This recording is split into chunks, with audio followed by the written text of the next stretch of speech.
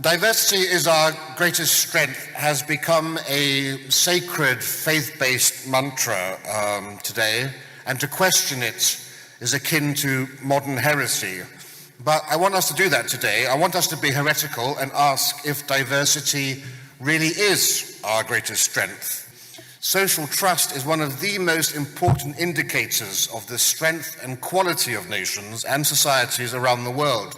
And in fact, social trust corresponds more closely than any other factor in predicting economic success. International surveys such as the World Values Survey, which has been doing this every year since 1981, have discovered that the highest levels of social trust are in the homogeneous countries of Scandinavia, while the lowest levels of trust are to be found in South America, Africa, and parts of Asia.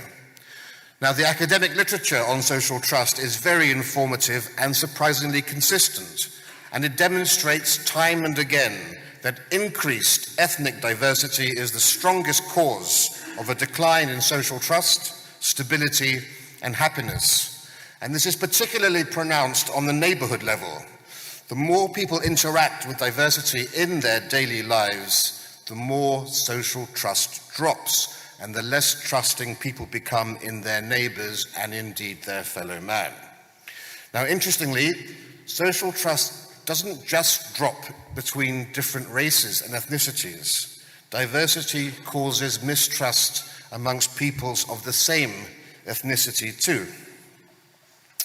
This drop in social trust explains the phenomenon of white flight, such as the Cockney exodus from East London to Essex, and it also explains the ghettoization of segregated ethnic communities who feel higher levels of social trust if they form their own enclaves, separated and segregated from wider society.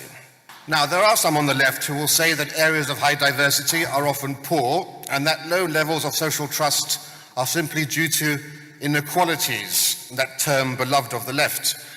But as Dr. Andrew Leith of the Australian National University demonstrated in his 2006 paper on trust, inequality and ethnic diversity, inequality does not lead to a decline in social trust. It is ethnic diversity that breaks communities down.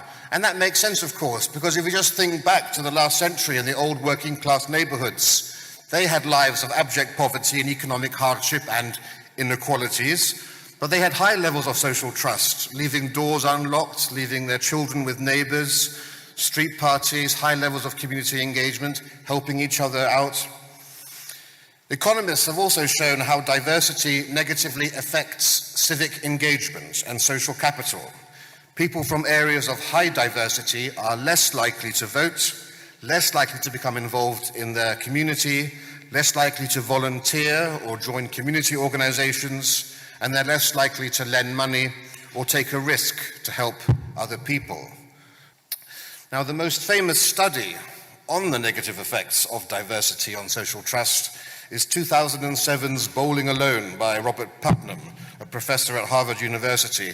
And this was the largest study ever carried out on the subject, and it analyzed levels of social trust across different parts of America.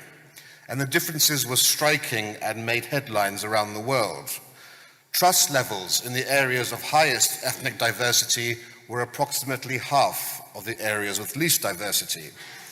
And he found that as diversity increased, several key indicators of social trust dropped. Lower confidence in local government and local leaders, lower frequency of registering to vote, but more interest and more knowledge of politics, more participation in protest marches and social reform, the politics of strife and division. Less confident that the community will cooperate for the good of all. So if there's a water shortage, not feeling that your neighbors are actually going to conserve water. Less likelihood of volunteering or giving to charity, fewer close friends and confidants, less happiness, lower perceived quality of life, and more time spent inside watching television rather than going up beyond your doorstep. Now, Professor Putnam's evidence is all the more compelling because he's a dyed-in-the-wool liberal who favors both diversity and immigration, and he was uncomfortable with the results of his research. Sociologists, a group that's not known for their right-wing politics and anti-immigration stances, acknowledge that there is no evidence to support any other conclusion than the uncomfortable truth. Diversity is not a strength. Almost all of the evidence points the other way. But don't take my word for it. In a peer-reviewed paper published in 2019, Danish academics conducted a sweeping meta-analysis of the entire body of literature on this subject. They analysed all 87 papers that have been published on the subject of diversity and social trust, hoping to ascertain whether continued immigration and growing ethnic diversity was having a positive impact on community cohesion. They found the opposite to be the case, especially in local neighbourhoods. The evidence is clear. Diversity is a direct challenge to social cohesion and community trust. What verifiable benefits or improvements does it bring? Because I'm afraid the reality is that, far from being our greatest strength, diversity is our greatest dilemma. And when you combine it with mass immigration and multiculturalism, it becomes arguably our greatest weakness.